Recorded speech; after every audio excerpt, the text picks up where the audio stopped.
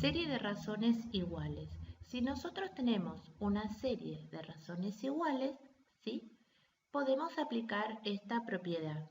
Sumamos todos los antecedentes, sumamos todos los consecuentes y esta razón forma proporción con un antecedente cualquiera con su correspondiente consecuente, ¿sí?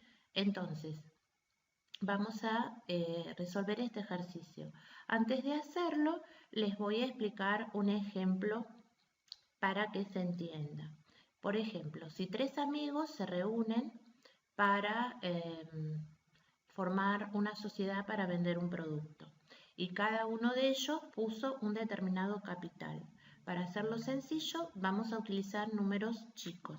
Por ejemplo, uno puso 10, el otro puso 50 y el otro puso 100. Si al cabo de un tiempo deben repartir sus ganancias, estas deben ser proporcionales al capital que aportó cada uno, ¿sí? Por ejemplo, acá tenemos este ejercicio. Repartir el número 2651 en partes proporcionales a los números 2, 4 y 5. Entonces, como tenemos que calcular tres cantidades y aún no las conocemos, las vamos a representar con letras. Entonces, la suma de esas tres cantidades me tiene que dar el total a repartir. Entonces, planteamos la siguiente serie de razones iguales. A es a 2, ¿sí? Porque estos tienen que ser proporcionales a estos números.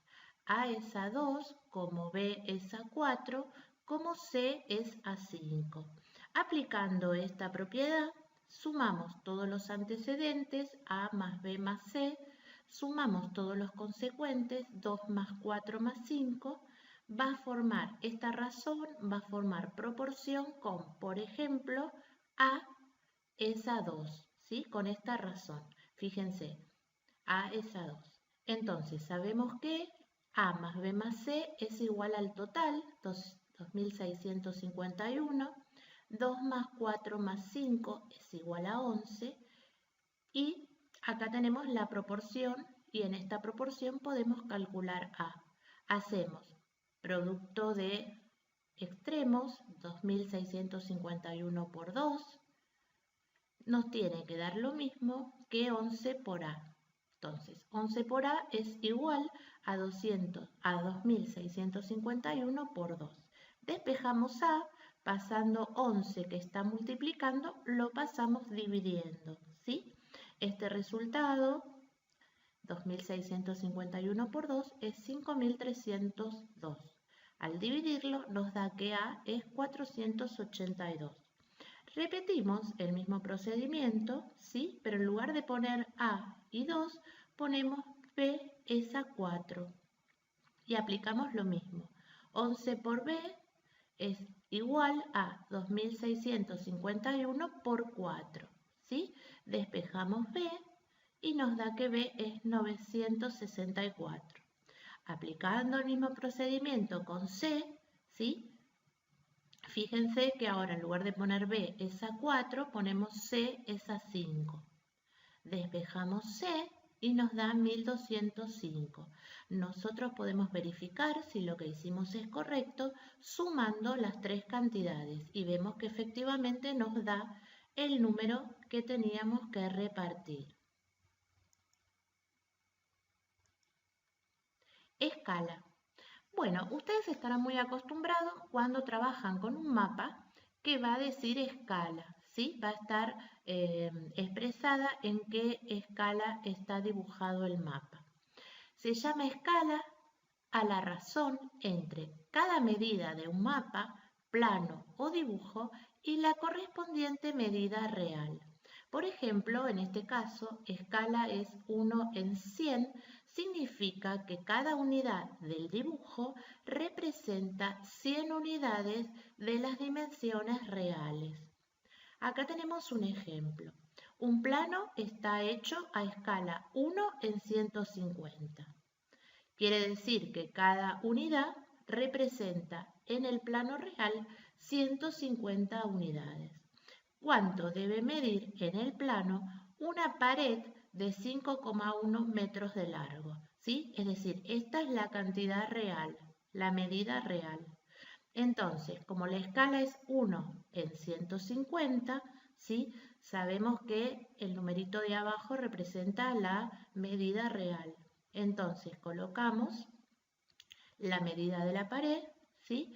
Y nos queda por calcular cuánto debe medir en el plano, ¿sí? Esa pared. Entonces, aplicamos la propiedad fundamental. 150 por x es igual a 1 por 5,1. Como 150 está multiplicando a x, lo vamos a pasar dividiendo. Entonces nos da 0,034 metros. Entonces lo pasamos a centímetros para una medida más real en un dibujo, ¿sí? Entonces pasamos a centímetro, metro, decímetro, centímetro. Es decir, que en el plano esa pared debe medir 3,4 centímetros. Recordemos que un metro equivale a 100 centímetros. Bueno, y acá tenemos otro ejemplo de escala. Nosotros tenemos un mapa, ¿sí? Y vemos que la distancia entre las dos ciudades es 38,4 centímetros. Queremos saber qué distancia real hay entre esas dos ciudades. Y la escala en la cual está expresado o está dibujado este mapa es 1 en 50.000. Quiere decir que una unidad del mapa representa 50.000 unidades de medida real, ¿sí? Entonces, como la escala es 1 en 50.000, hacemos 1 es a 50.000 como la medida que está en el mapa, ¿sí? En este dibujo, que es 38,4, es a x. Luego aplicamos la propiedad fundamental. 1 por x me tiene que dar lo mismo que 50.000 por 38,4 centímetros. Fíjense que el resultado nos dio en centímetros, pero las distancias entre ciudades estamos acostumbrados a expresarlas en kilómetros. Entonces, fíjense la equivalencia. Un kilómetro corresponde a 1000 metros. Como cada metro tiene 100 centímetros, quiere decir que un kilómetro es equivalente a 100.000 centímetros. Entonces, pasamos esta cantidad a kilómetros. Entonces, centímetro, decímetro, metro, decámetro, hectómetro, kilómetro. El 9 ya es kilómetro, por eso colocamos la coma acá, ¿sí? Entonces, la distancia real es 19,20 kilómetros.